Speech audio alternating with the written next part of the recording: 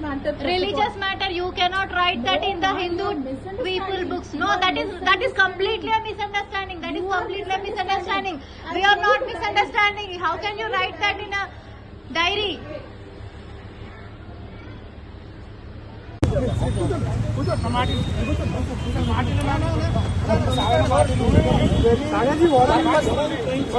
The police is working high-handedly.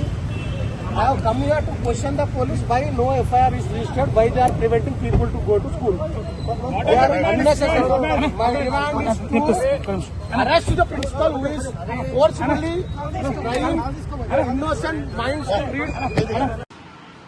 Saidabad లోని success స్కూల్లో ఒక 6 ఏళ్ల అబ్బాయి తోటి ఎస్ఎస్సి సిలబస్ లో లేనటువంటి ఖురాన్ చాప్టర్స్ ని వర్సెస్ ని చదవమని హోంవర్క్ గా డైరీలో రాసి ఇవ్వడం ప్రశ్నించినటువంటి ఆ అబ్బాయి తల్లిదండ్రులు ఇచ్చిన కంప్లైంట్ పైన ఈ రోజు వరకు ఇప్పటి వరకు పోలీసులు ఎందుకు ఎఫ్ఐఆర్ నమోదు చేయలేదని అడగడానికి వెళ్తే అక్రమంగా అరెస్టు చేసి కంచన్బాగ్ తీసుకురావడం జరిగింది.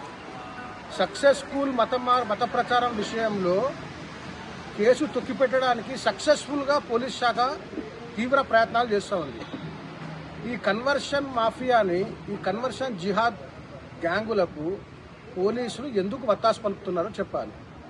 ఇదేమన్నా మీకు తెలిసే జరిగిందా? Why are you trying to suppress this actions?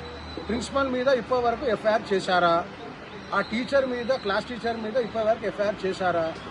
చేస్తే ఏం చర్యలు తీసుకున్నారు? ఇది కేవలం ఈ యొక్క హిందూ అబ్బాయి మీదనే ఈ రకమైనటువంటి మత ప్రచారం చేసేటువంటి ప్రయత్నం జరుగుతుందా? మిగతా వాళ్ళందరి మీద చేస్తున్నారా? ఈ ఖురాన్ని చదివించడం ఎస్ఎస్సి సిలబస్ లో భాగమా? అది మదర్సానా, స్కూలా? ఇవన్నీ ఎడ్యుకేషన్ మినిస్టర్ అయినటువంటి రేవంత్ రెడ్డి, పోలీస్ శాఖ వారు స్పష్టంగా చెప్పాలి. హోమ్ మినిస్ట్రీ కూడా ఆయన దగ్గరనే ఉంది, రేవంత్ రెడ్డి దగ్గర. మరి ఇది రేవంత్ రెడ్డికి తెలిసే జరుగుతోందా? పోలీస్ వారికి ఇవన్నీ ఇన్ఫర్మేషన్ తెలిసినా ఇంతవరకు ఎందుకు ఎఫ్ఐఆర్ చేయలేదు? అదే ఒక హిందూ స్కూల్లో భగవద్గీత కాంపిటీషన్ పెడతామంటేనే వచ్చి నానా యాగి చేసేటువంటి వీళ్ళందరూ ఫోర్సెస్ అందరూ, ఈ సెక్యులర్ ఫోర్సెస్ అందరూ చచ్చారా? మరి ఇదందరూ ఈ ప్రశ్న అడగడం తప్ప అరెస్ట్ ఎందుకు చేశారు? వాళ్ళ మీద కేసు ఎందుకు పెట్టలేదో ఇప్పుడు పోలీస్ శాఖ వారు, education minister, home minister, chief minister అంటే రేవంత్ రెడ్డి స్పష్టంగా తెలియజేయాలి. లేకపోతే మేము ఇక్కడి నుంచే నేను సైదాబాద్ పోలీస్కి కంప్లైంట్ రిజిస్టర్ చేసి పంపుతున్నాను.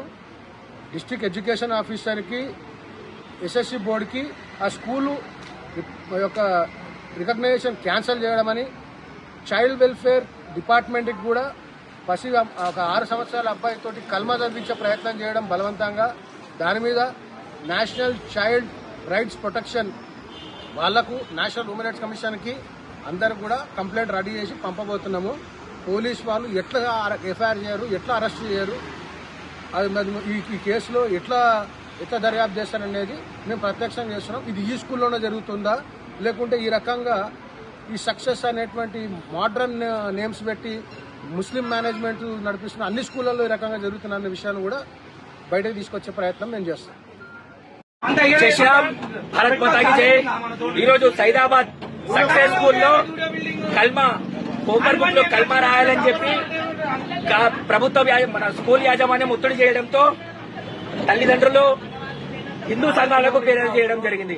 అయితే దానికి అనుగుణంగా ఈ రోజు పెద్ద ఎత్తున హిందూ సంఘాలు వచ్చి ధర్నా చేస్తుంటే అక్రమంగా ఇలా పిఎస్ లో కూర్చోబెట్టి వ్యాన్లలో ఎక్కించి బట్టలు చింపి మరీ అరెస్ట్ చేస్తున్నారు.